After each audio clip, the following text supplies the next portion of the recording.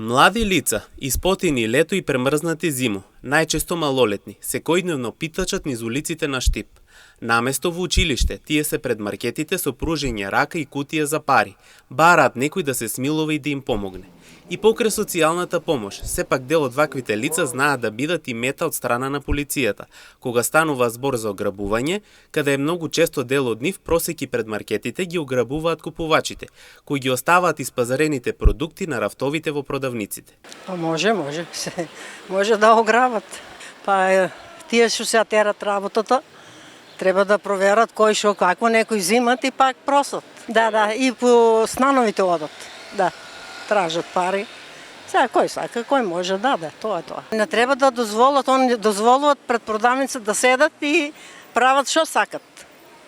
И некој улезе унатре, става ги стварите у тоа што ги носи, да не улезе со ствари, а они видат те улезе унатре и оттаму крадат.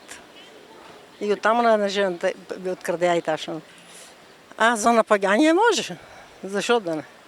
Дел од граѓаните пред камерите на МН телевизија истакнаа дека позади ваквите малолетници стојат лица кои ги користат за да преку нив добијат средства, а на питачите даваат само храна колку да им помине денот.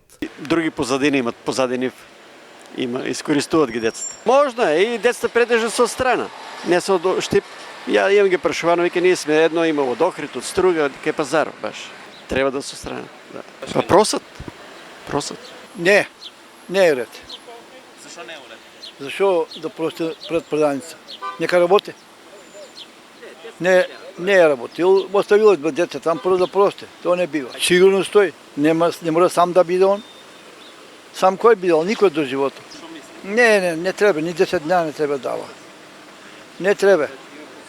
Тоа мислим јас. Во согласно со ваквата ситуација, надлежните постојано контролираат и си ја вршат должноста, а она што останува како факт е вниманието од страна на граѓаните за да не се дојде до несаканите последици, кога станува збор за кражби или друг вид на неред.